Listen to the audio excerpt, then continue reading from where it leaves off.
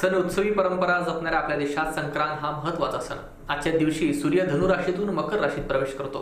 तसेच तिळगुळ घ्या गोड गोड बोला असं म्हणत जुने राग द्वेष रुसवे फुगवे विसरून सर्वांशी जिव्हाळ्यानं वागण्याचा सण म्हणूनही मकर संक्रांतीकडे पाहिलं जातं.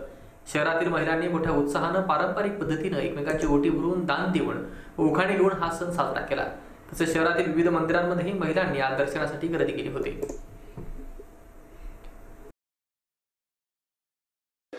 आज मकर संक्रांतीच्या दिवशी सूर्य मकर राशीत प्रवेश करत असतो आणि मकर संक्रांतीच्या दिवशी आम्ही तिळगुळ देऊन त्याच्यानंतर वाण देऊन एकमेकींना आम्ही शुभेच्छा देत असतो. जे काही जुने राग द्वेष रुसवे फुगवे असतील ते सगळे विसरून एकमेकांशी जिव्हाळ्याने एक प्रेमाने वागायचं असं आम्ही ठरवतो. जन्म दिला मातेने, पालन केले पित्याने, नरेंद्र रावांचे नाव घेते पत्नी या नात्याने. आयाचा केला श्रीखंड, दुधाचा केला खवा, राजेंद्र रावांचं नाव घेते लक्ष्मी.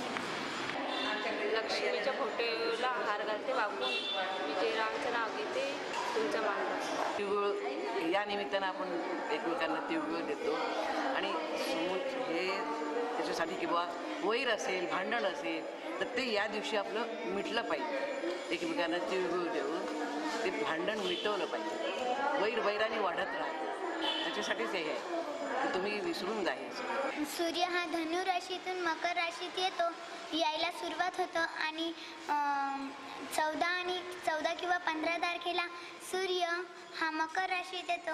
म्हणून आपण मकर संक्रांत 14 किंवा 15 तारखेला मकर संक्रांत म्हणून साजरा करतो. आज मकर संक्रांत का दिन है और हम बहुत ही सुहागने सब लोग एंजॉय करते हैं. अपने अपने पति के लिए अच्छे सौभाग्य के लिए प्रार्थना करते हैं भगवान से, माता से, और सबको अपना मीठा खिलाकर और तिळगुळ देकर सबका मुंह मीठा करते हैं. संक्रांत म्हणजे हा भारतीय मुहूर्तातला एक मुहूर्त आहे आणि हा मकर संक्रांत हा बायांचा हळदी कुंकवाचा कार्यक्रम असतो. त्या दिवशी बाया एकमेकांना ओटी भरतात आणि वाण देऊन आपल्या कुंकवाचं रक्षण करण्यासाठी एकमेकी.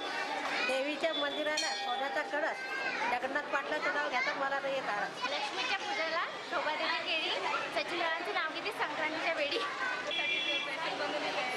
आणि तो पतिदेवासाठी बनवलेला आहे आणि सगळे एकमेकीला हळदी कुंकवाचा कार्यक्रम करतात आणि एकेकीने भेटी वगैरे होतात. पण देवीची ओटी भरून सगळ्यांना तिळगुळ देऊन मकर संक्रांत साजरा करतो. मकर संक्रांत हा सण सगळ्यांनी एकमेकांशी चांगलं वागावं, गोडीने गुलाबीने राहावं याच्यासाठी आहे. बाहेर निघाला मग त्या अशा ठिकाणी जर आल्या, एखाद्या मंदिराच्या ठिकाणी एखाद्या ठिकाणी कार्यक्रम घेतला तर अशा ठिकाणी जर त्या एकत्र आल्या तर सर्वांना आनंद मिळतो आणि एक प्रकारचा सुवास मिळत असताना मकर संक्रांत ही नेहमी साजरी करतो. ती एक प्रतीक असतं, ते गोडव्याचं प्रतीक असतं. महिलांचं सौभाग्याचं देणं म्हणून एक महिला ते साजरं करण्याचा प्रयत्न असतो आणि त्यातून त्यांना सुख समृद्धी नांदो हेच आमचं ध्येय असतं.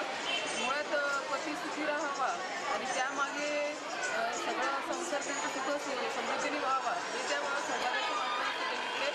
त्यानंतर आपण त्यानिमित्ताने महिलांची संख्या कशी वाढेल याकडे आपण सर्वांनी पाहिलं पाहिजे. गोड गोड बोलायचं, तिळगुळ द्यायचं, सगळ्याचा आनंद वाटायचा सगळ्यांसोबत. आज मकर संक्रांती आणि मकर संक्रांती ही आपल्या नवऱ्याचं जसं दिवस वाढतोय तसं आयुष्यही वाढावं याच्यासाठी या बायको देवाजवळ प्रार्थना करत असते. दिवस 15ची राशी लक्ष्मी पाटलाचं नाव घेते मकर संक्रांती. आज मकर संक्रांती आहे. तिळगुळ देऊन साजरी करतात. बायका एकमेकांना हे असं वाण देतात.